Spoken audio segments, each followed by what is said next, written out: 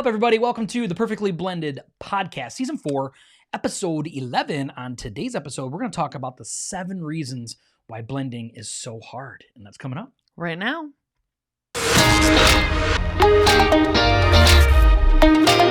Are you a Christian and you are looking to take your faith, your family, and your future to the next level? Then this is the channel for you.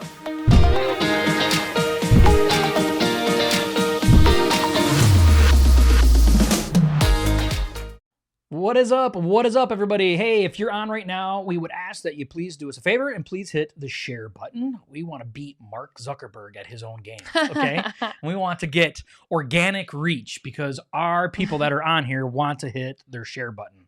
So forget you, Mark. Oh my gosh. We'll get it anyway. So today's episode, we're going to be talking about the 7 reasons why blending is hard. It's really funny. So there's a lot of categories and reasons why blending is hard. And a lot of times we get fixated on certain things that are hard within our blended family. But before we get started on that, we want to talk a little bit about Halloween.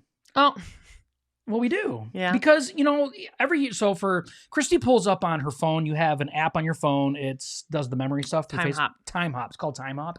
And on Time Hop, every year or every day comes up like what happened a year ago, what happened 2 years ago, like on this day. So over this past weekend, she comes into the kitchen. She's like, Josh, we've been having this get together on Halloween at our house now for what? 6 years. This was our 6th year. This was our 6th year. So it's kind of cool being able to see how, you have these traditions that you create and that they follow each year and how much more it grows every year. And it was on accident. It was on accident. So like 6 years ago, we had like 3 or 4 friends that were single moms. And none of them lived really in a subdivision. And they asked if they could come over here and bring their kids trick-or-treating. So they all came over. Josh was the only guy. I was the only dude. But it was a lot of fun. And so then the next year we put it out to everyone we knew, like anyone that wants to meet up at our house and bring your kids. We all go walk around. We do naturally get separated. So there'll be bigger kids and smaller kids. So and a lot of the people that come now every year don't even have kids. So we get tons of people, adults that come that don't have kids, and then adults, of course, that do have kids. We take a bucket with us that's full of candy, and we tell everyone each year we're a traveling house and we're passing out candy as we go. And we have never gotten a bad feeling from that. Like everyone's like, oh my gosh, that's so awesome. That's so cool. It's not creepy. No, it's all creepy. The parents even are standing there like, oh my gosh, that is such a good idea. And then some of us, we take some orders from everybody because there's a Starbucks at the front of our subdivision. So some of us walk up to Starbucks and we get, some coffees and stuff for other people, and then we bring them back. Excuse me. And we do get separated though. Like the littler kids are slower. They have little legs, so there's adults that stay back with the smaller kids. And then some adults that go forward with the older kids, and then some adults that end up kind of just staying in between the two. But it ends up being a lot of fun. And each year our crew seems to be going, growing more and more. This year there was a couple families that couldn't come because they were sick or things like that, or we normally had more. We actually had fewer kids here this year than we normally had. I think we only had 8 kids this year going in our group. And usually we have 15. Yeah, usually it's a lot more than that. Yeah. So, but we were missing a couple families that have a lot of kids. But it is nice though, being able to have those different traditions and things in some places. So much fun. You shared on we started doing a blog for Perfectly Blended, and recently, and one of the things on there Christy mentioned, this last one, about how long it actually takes to start blending families. And blended families don't like to hear it, but it does take between 4 to 7 years. And even in that 4 to 7 years, you start creating these new traditions, these new things. And so if we think about our times of being together, Christy and I have been together, about 11 years. And so that really kind of fits into that window of when traditions really start kicking in and when you're really able to start making things kind of stick on a schedule like that. So I thought it was really cool. New Year's Eve technically is our official. So it'll be 11 years on New Year's Eve. It's coming up. Yeah, it's not quite. It's almost. Yeah, very, very close. Yeah, so let's talk about these things, right? So why... Let's. Let's do it. So the 7 things, right? So we want to talk about 7 different things about what makes blending so hard. And we really want to talk about those, and then also what we can do or what you can do to kind of help make it a little easier, right? So we'll start off with number 1. We don't learn from our mistakes. So that is, I think it's the number 1 reason. No, I'm kidding. But we enter a new relationship. We feel like we get a divorce. Josh says this all the time. Like, we feel like we got a divorce.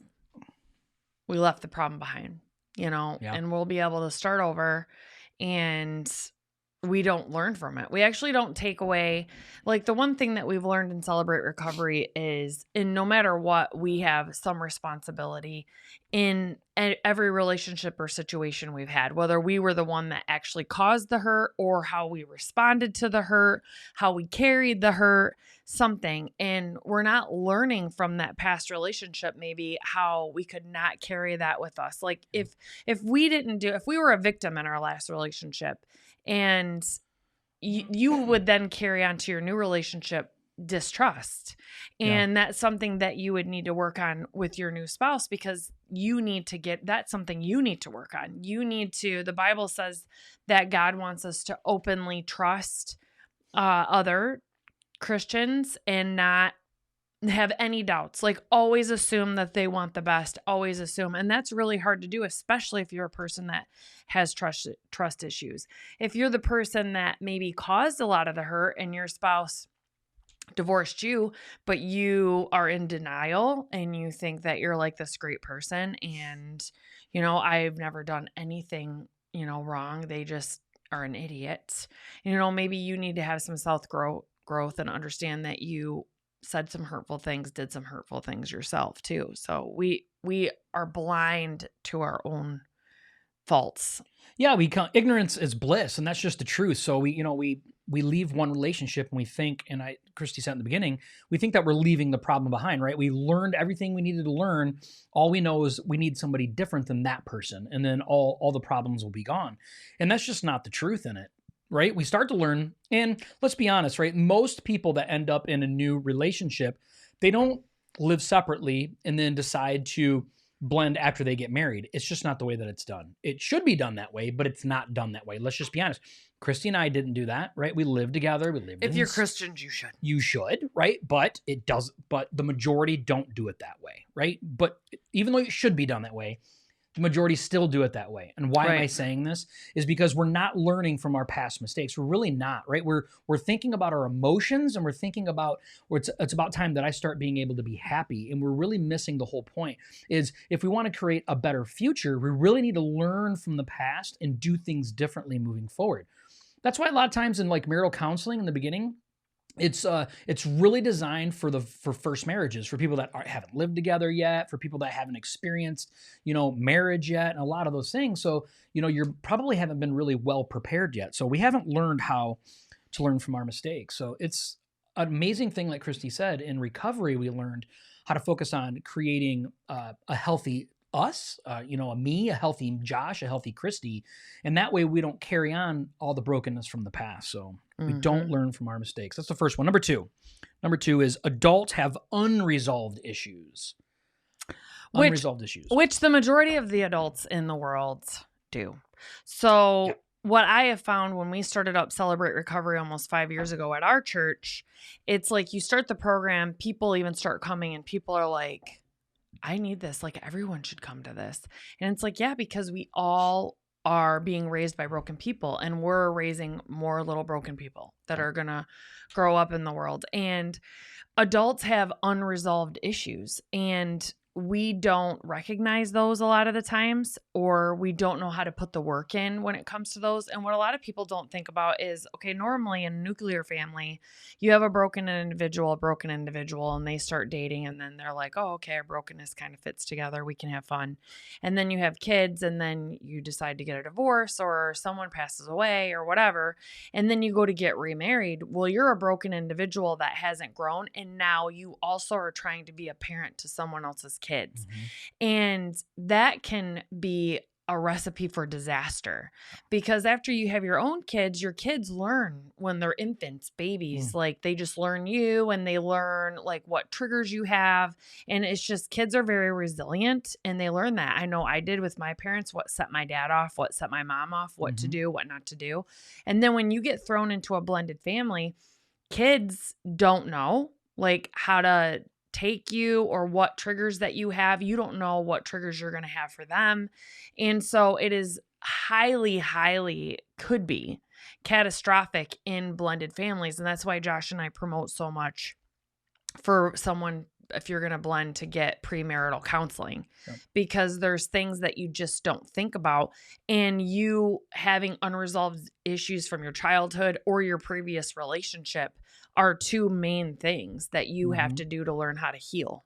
Yeah, and I think a big part of this, right? So we talked about the first thing was we don't learn from our past mistakes, but this one is adults have unresolved issues, and I think we need to understand the consequences of this, right? So this is what ends up happening and what we bring into this new family unit, right? The one that we're really trying to make very different than the last one. We bring guilt, shame, fear, distrust, self-protection, anger, lack of empathy. All of these things now, because of these unresolved issues, get brought into this new unit that we're coming into.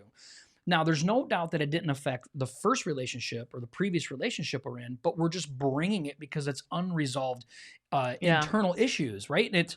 And how are we supposed to have a good, healthy start when we're bringing all of these things, all this guilt, this shame? I mean, so many Christians that we know that's been through some form of divorce and now they're trying to get into a new relationship, they don't like talking about that stuff.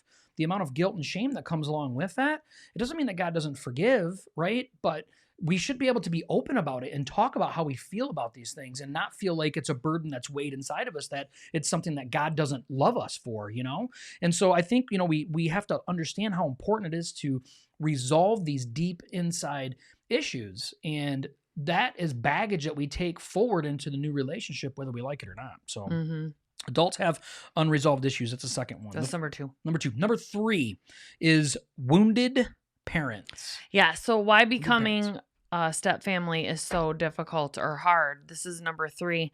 It's because the parents are wounded. So if you are a wounded parent, you can have difficulty putting the needs of the children above your own.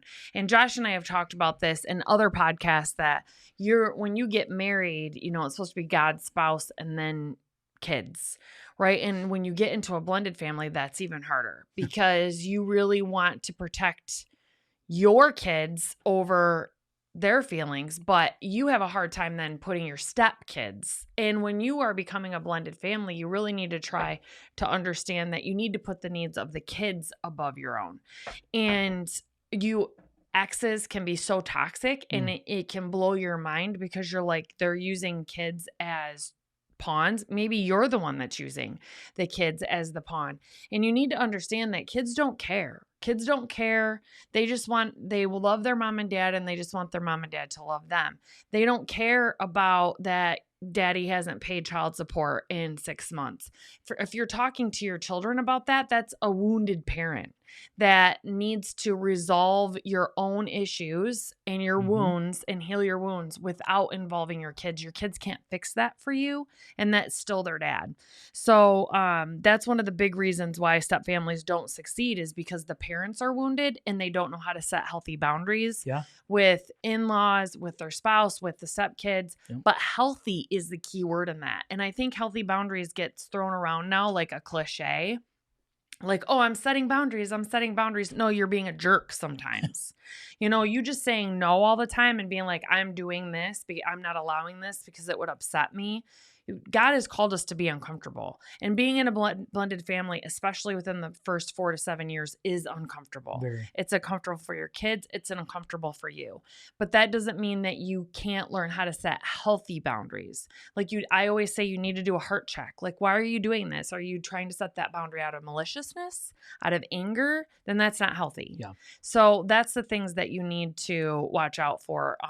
Being a wounded parent. Yeah, wounded parents too is something that ends up being really, really hard to do, is understanding true conflict resolution, right? Where, we're a team now, right? We're a team. And I think it's really, really hard within a blended family for us to really visualize ourselves as a full team, right? It kind of feels like, his team, her team. It really does, especially when you both have children, from exes previously, so to really say that we're all on the same team is hard. I mean, Christy and I struggle with that still today at times, for certain things.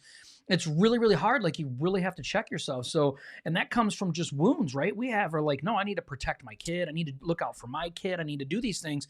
And it's like, I know Christy would do everything for my kids. I know that she would. I know that.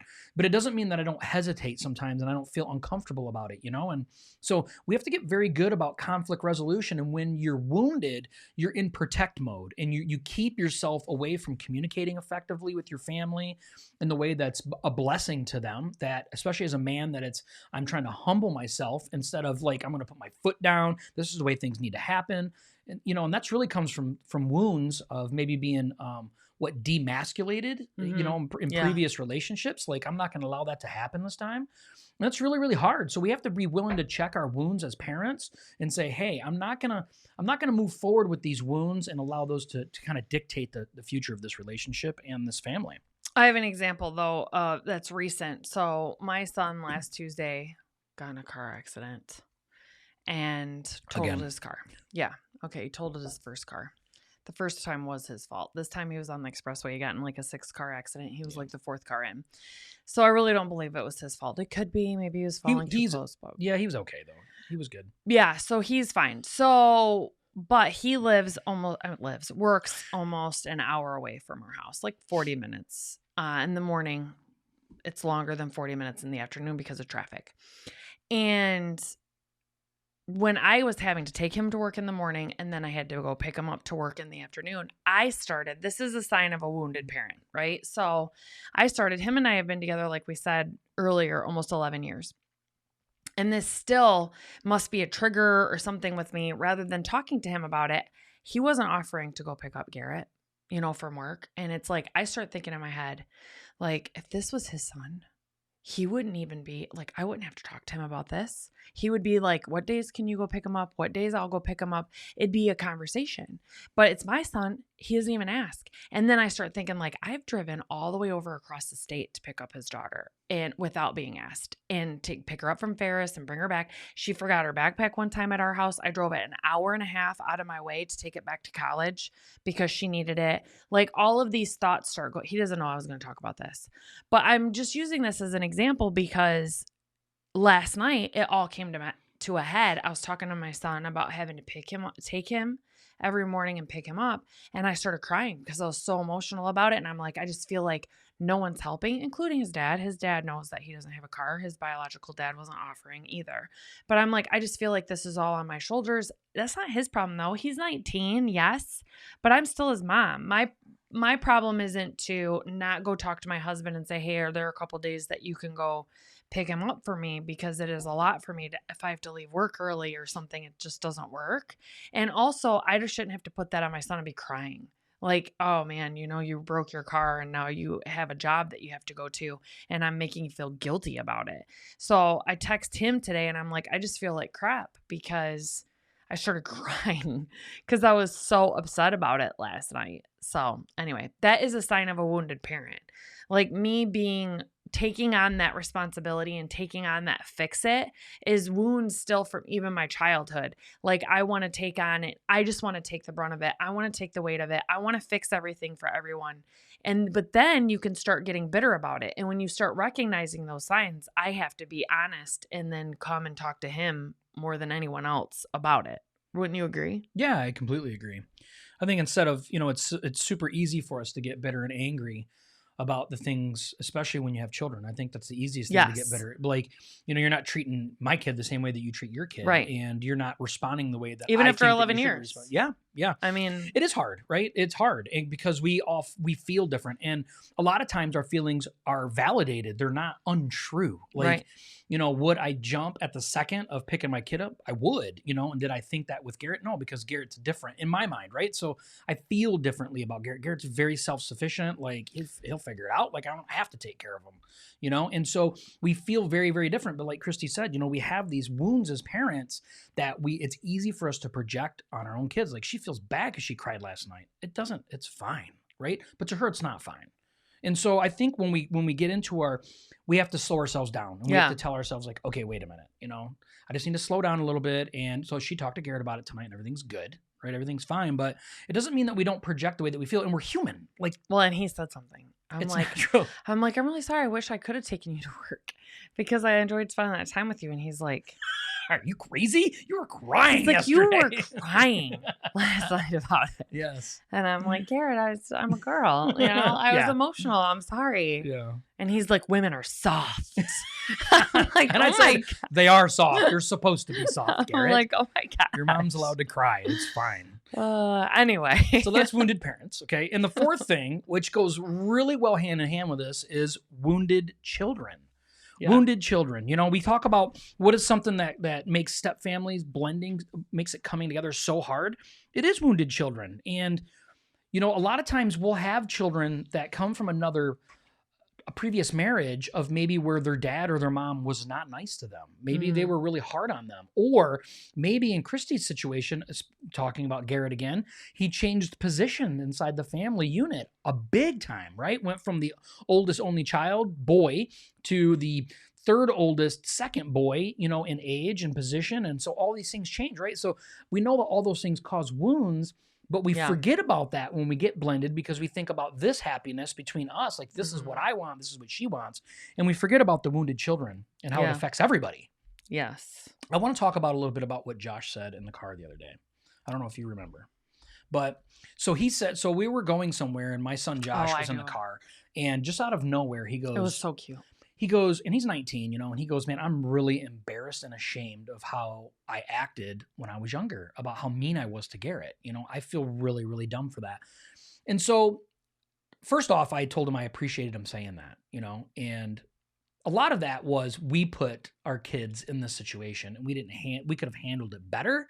But what I love is that he understands and sees his impact because Garrett was just like loved everybody. He did. He would go home with strangers if we let him. Okay. Yeah. This kid would have went home with people in the mall. He just wanted to be everybody's friend. He did. And now he's seen Josh as like this new best friend like he had. And Josh was not having that. Right. Mm-hmm. Josh had wounds.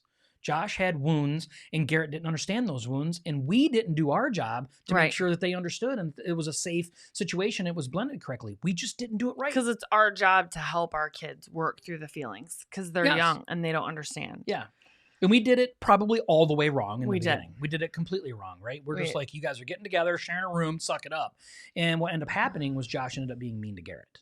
But now you hear years and years later, Josh is like, I really like, they're him like and Garrett, friends. They're best friends. They will tell you they are best friends now, which gives me goosebumps. And I love that. And God really did an amazing thing on that. We grew and in turn, I believe they grew because of it too. Yeah.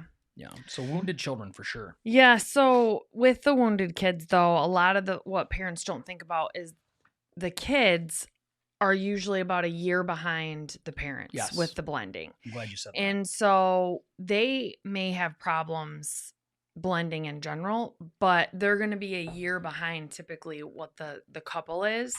So they'll be very, very reluctant, especially to mesh not only with the step parent, with the step siblings. And what a lot of people don't think about is kids always want their parents to get back together. Yeah. They always, if they could, and if they could be honest with it, they always would just rather just have their parents together because it's easier, right? You don't have to think about sharing a birthday or sharing a holiday, and you don't feel torn. Yeah. So that's very, very hard for kids because they're wounded, and also, they struggle with loyalties. So if they don't understand, like if you start liking, your stepdad, you're not being disloyal to your dad. There's room enough in your heart to love more than one person, and a kid's love to a biological parent is different than to a step parent, and that's okay. Yeah. And it makes kids think it's not okay. Yep. So then they're struggling with, I'm liking the step parent, but if I'm liking the step parent, I don't want to love them, but does that mean I love them if I like them? And then does that mean I love my parent less? Yeah. And then in our case too, Jordan is not biologically his, but he raised her. But it was great when it was just him, her, and little Josh, because there wasn't anything else that took a magnifying glass and glared that like directly in her face. So true. And when him and I got together, it really made her feel like it magnified her feeling that she was an outsider. She kind of felt like that before, but when it was me and my kids and then him and his son, which he's never made her feel that way. No. She kind of was like, I have a mom and I have a dad, but I'm here with these two that aren't. So she struggled a lot, and she was a teenage girl. She was 14. Yeah. So the kids really have a lot to work through, and each blended family is different. We heard about the other summit that we went to, another couple that story was very similar to ours, where he had a daughter that wasn't biologically his, but yet he raised her, and then a son, and then his new wife came in with a couple kids, and it was the same thing. So you have to be conscientious of your children are wounded, and that's hard when you are wounded. So that's why it's talked about, because you have to put your feelings aside and bring your kids' feelings. They need to be at the front and foremost. Yeah, I believe that a big part, and we're going to keep working through these. We have a few more, but I think a big part, and you'll see kind of this develop as we talk about this is that we need to develop a healthy way of living, like overall, right? Like some type of emotional, spiritual way of living. Like, what are we doing to purposely grow? And that's how this can impact everything. And we understand that in the beginning, a lot of times we don't do that. And that's why I mentioned earlier, you've gotten divorced. You probably are living with somebody, even though you know that you shouldn't be, but you just are, because that's just what ends up happening, and you're just not getting right because you're still living in shame and guilt. And what ends up happening is the adults are wounded, and now you're part of this blended family, and now the children have past wounds, but also have new wounds now that are happening due to all of this blending, right? Now they have this tug of war, but the new mom and dad are trying to get some happy. of the wounds have healed. Yeah. You get married, some of their wounds heal, but that actually makes new wounds for the kids. Yeah. Yeah. And we have to be willing to recognize those things. And I understand if we could talk about overwhelm for 4 hours, it'd be easy to talk about, because this can be very, very overwhelming, right?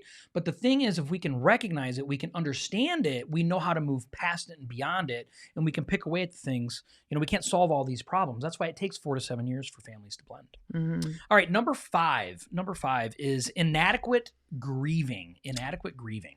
Yeah, and I didn't actually think about this until we actually met with Ron Deal for the first time. And Ron's, in one of his books, he talks about it's a grieving process. So it's still a loss. Everyone loses a marriage, loses a parent, not having them there all the time, loses a spouse, loses a connection, loses a family unit. So there is a grieving process. Whether you wanted the divorce, didn't want the divorce, whatever, there's still a grieving process that you have to go through, because even if okay, I wanted the divorce, I chose to get the divorce, you still grieve for your kids, that you broke up the family, that you made this decision, that you were a failure at the marriage. Just because it was something you chose to do doesn't mean that you have a grieving process. Moving, all of that stuff. New home, new friends. It's... So a lot of times people end up, not all the time, but we did, a lot of times a couple starts dating and then is married or moved in together before the grieving process has been complete. And that goes for the kids too. So then you get together, and like I said earlier, it's like, okay, some of the wounds that I'm needing to work through for grieving are being healed quicker because now I have a new spouse and we're going to be together and all of these things, but it actually opens up new wounds for the kids. They're not done grieving. You guys their parents not being together anymore. And now they're actually needing to grieve their parent being with someone new. Yeah. So that's a whole nother grieving process. And kids don't understand, they're not developmentally ready to know how to handle that. And that's why parents really need to be there for their kids during that time and allow them to be able to talk about it, act like it's no big deal, like this is okay for you to talk about. It's okay for you to be feeling this. And that's huge. And I think that's some step that Josh and I actually failed at as well. We did. Is allowing our kids. I don't feel like I had much of a grieving process to go through. And I don't feel like you had much of a grieving process to go through. I think you and I had pretty much. We were good. With that portion, we were good. But we didn't recognize the grieving process that our kids had to go through. No, we were completely ignorant to it. Yeah. Christy mentioned, I think, on a couple episodes ago, though, about her youngest, and she had asked him just recently, and he brought up about our wedding, and he we said, were talking about our wedding day. Yeah, we're talking about the wedding day, right? And we're talking, this has been years, like 8-9 years ago, right? Yeah. And so he was like, he just now says, and he's going to be 18 years old in January. He's like, I actually had no idea what was going on that day. He's like, my mom was already married. Like, what is this? So we were so ignorant, to what was going on that we didn't even know that he felt or thought any of that. Didn't know what was going on? No. And that's had no idea what was happening. Grieving process. Like, we didn't know that we needed to sit him down. What was obvious to us was absolutely not obvious to our children. And it almost never is. Right. And that's why, like, the communication portion and understanding there's a process to all things through this, like not just a process for the adults, but a process for the children, and understand that there's a grieving process for the adults and for the children, and respecting that, it just makes the blending process so much easier. Because if you can take that 4 to 7 years and shrink it down to 2 to 3, I mean, you're so far ahead, so much farther ahead than the average. I mean, I think we were probably around the 4 mark, maybe 4 or 5 year mark. I mean, I tell you what, I would love to have had all this stuff happen at 2 years. I mean, it would have been so much better. It would have saved a lot of problems, but we didn't know any of this stuff. So understanding that, inadequate grieving is a reality. And 9 times out of 10, I would say it's probably from the children. And I feel bad because I was actually thinking not too long ago about our wedding day. Like, his daughter was 16 or 17. She understood what was going on. Yeah. But the 3 boys possibly didn't. Fully. They were like 11, 10, and 8. Yeah, I would say Graydon was apparently oblivious, but I would say Josh and Garrett probably were in the, like, something's going on, not real clear. Yeah. Don't really know. Like, yeah. Don't really know. So when we're coaching couples now, that is one thing that I'd like to talk to them about. Like, you need to make sure that your kids understand when you're getting married, what that actually means, that you are legally becoming a family and all of that stuff, just to make sure that they're, don't have any questions about it. Maybe they don't understand and you need to explain it to them. Like we just said, we thought it was common sense. It was obvious. We had been living together. Yeah. And it was, we thought it was clear, but it was not. It wasn't. It was not.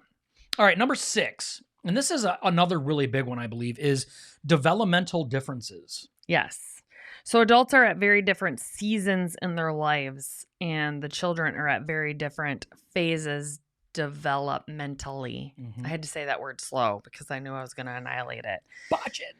So that's something I kind of was alluding to before, is that kids just don't have the maturity to work through in a healthy way all the feelings, the grieving, the anger, the being unsure, the questions, confusion, that it's so much for them. And kids need stability above everything else. And a divorce and a remarriage actually potentially may be causing them to feel unstable, because now they've seen their mom and dad divorce, that was one unit that they never thought or never imagined wouldn't be together. So now this new one gets together, that for sure can break up in their brain. It's because their mom and dad already broke up. So they have a lot of emotions that they need to be working through, and like bringing in the wounded parent, the wounded child, and then having the emotional differences and I can't say that word. Developmental. Thank you. So I think a good way to look at this is think about your children going to school and having a teacher in one classroom and having a 2nd grader, a 4th and a 5th grader, and an 8th grader all in the same class, trying to teach them all the same thing at the same time. It just doesn't work that way. And we really don't think of that when we're inside, blended families. And also think about if, let's say that you were previously with somebody at the same age as you as a mate, and then you get into a new relationship and you get married to somebody that's 5 or 10 years difference in age. And, maybe you're the older one and your children are grown and already gone. And now you are back into the stage of having children at home again. And so you're like, I've already raised kids, I'm already beyond this stuff. And so, there's a lot of that stuff. And not only that, now we're talking about like Christmas time and all these things of having adult children come and be part and presents and, so you have all these different developmental age differences that makes a huge, huge difference. How am I going to talk to Christy's youngest son when I don't know how to first off communicate with her son in the first place because we haven't been together long enough? And not only that, how am I going to handle him? Am I going to be more abrupt because I feel like I've already dealt with a child that age and I don't feel like I have to be that patient anymore? Like, that's unfair. So we have to respect the different developmental age differences in adults and in children that are in there. So I think it's important. And I think what a good point is too is, and Ron Deal talks about this in his information as well, is it's important to learn everyone's love languages in the family, because that can help a step parent too with the step kids. Like, if someone's love language is quality time, that doesn't mean you have to like smother the child. But if you know that in your brain and they're sitting down watching TV and you just kind of mosey in the room and sit down on the other side of the room and just be sitting there, that is something that could help mend that bond with them too, is that that what their love language is. Yeah, so we're going to tell you the last thing, and then we have something that we want to talk about at the very end. But the number 7 is, and we've talked about it on many episodes, the 7th thing is just unrealistic expectations. Yeah, and this is a big one because a lot of times if you are getting upset about something, it's usually an unmet expectation 9 times out of 10. Like, if you are like, man, I'm just really mad or really upset about this, and this that happened, and then you really open up to yourself of why you're upset, it's because typically you saw it going a certain way in your head, whether you thought it all the way out or not. You really thought this was going to happen and this was going to be the outcome. And the outcome that you were expecting didn't happen, and it upset you. Mm-hmm. And that's 9 times out of 10, it's unrealistic expectations. So to talk about those with your spouse and with the kids, I think Josh and I were talking about common sense earlier. Ron Deal at this last summit we went to played one of the coaching sessions he did with the kids. To us, he had a wife and a husband that were getting ready to get married. They were fiancés, and then all their kids, and they were all on a Zoom call. He goes over, what would you like to be called? With everybody. So what do you want your stepkids to call you? Yep. What do you want? And then stepkids, what do you want your mom, stepmom to call you? What if you are out in public and they're going to introduce you? How do you want to be introduced? Do you want to be introduced as Josh, or do you want to be introduced as stepkid? Yep. And then there was 3 in front of the parents. Yep. In front of the other parent, the bio parent. What is the what are you going to call me? What? And we didn't think about that stuff. No. We didn't think about that stuff at all. And just that like we were saying, common sense before, you just think like, oh, he's going to say stepmom, stepdad. Well, some other moms will have an issue with them even calling you stepmom. Yeah. So it's true. It's now the kid's in the middle of it. Undue stress on the children. So to just sit down and have an open conversation about expectations. Yeah. Like, I was expecting that you guys call me stepmom. What are you guys expecting to call me? And then they'd be like, I was going to call you Christy. Okay, so how are you going to introduce me though when someone else comes up and says, oh, who's this? Oh, I'm going to say that you're my stepmom. Oh, okay. All of those things getting worked out.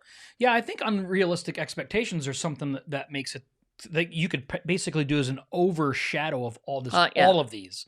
Unresolved issues, inaccurate beliefs, right? And we have beliefs not only just in our spiritual beliefs, but beliefs in how we parent, beliefs in how we discipline, beliefs on bedtimes, beliefs in eating food, all of those things, right? Just flat out unrealistic expectations. And that can cause so much distension within your entire family unit. And it's unfair stress to your spouse, to your children, right? To extended family. It just makes it really, really difficult, So we talk about 7 reasons why blending is hard.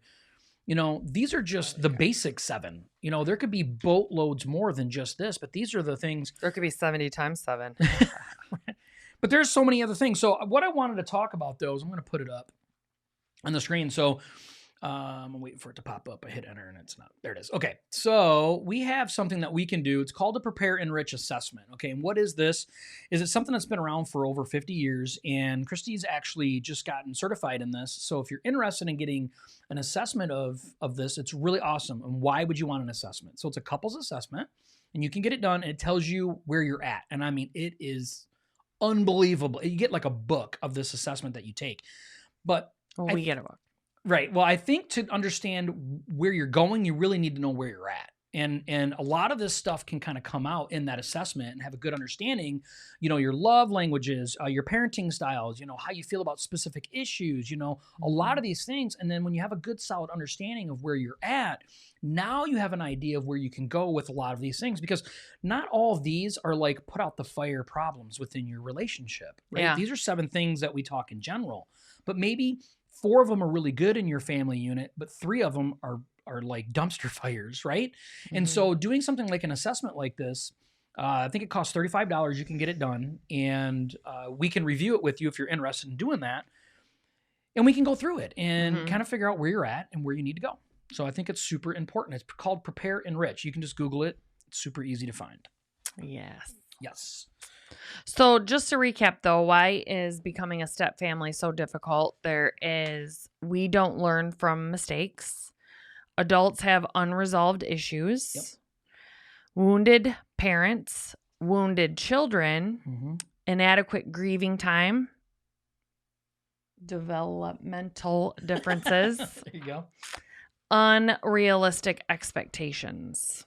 Yeah, those are the 7 things that really do cause blending families difficulty. But I think the underlining issue is expectations. Having a good understanding of where you're at will give you a great plan to know where you're going, and having a fair understanding of your expectations. And also, you need to put God at the center of it. So if you and your spouse aren't praying together, if you each aren't having quality time alone with God on your own, building your relationship, your personal relationship with Him, it is going to be very difficult to blend your family. And even after blending, you may have kids. We have a kid, Garrett, who has decided that he says he doesn't believe in God. And it actually blows our minds when everything that we do in our lives surrounds God, and we credit everything in our lives to God. And so it's actually very, very scary and very hurtful. But without prayer, and with you and your spouse and this marriage being the, bedrock of everything, God being the bedrock, but then the marriage being built upon that first, that's part of the reason why blended families are so difficult, is because I think God gets forgotten. I mean, you take an individual even in their everyday lives, and they'll say, oh my gosh, I didn't pray. I haven't prayed in 2 weeks, because you just get so caught up in the chaos. And it's so, so important to pray together and pray without ceasing. Yeah, the Bible says. No, it's absolutely important. And that's like part of this assessment. It can be faith-based. You can choose on there which way you want. So it's really awesome how it connects all the dots with not just, your own personal issues, but spiritual as well. And then about bringing all that together under God, right? We need to make sure that everything is under Christ, and that we're living our lives according to Him first, right? And then that way everything else falls in line. But these unrealistic expectations they're tough. Okay, let's just be honest, they're tough. So because us as adults in general, we have realistic expectations. If you're getting offended and hurt feelings all the time, you have some unmet expectations, and some of them are probably unrealistic. Most likely unrealistic, Yeah. Yeah, they're unfair, being put on other people. All right, I want to thank everybody for being here. If you hadn't had an opportunity yet, please hit the share button. And we'll see you guys next Tuesday at 7. Bye. See ya.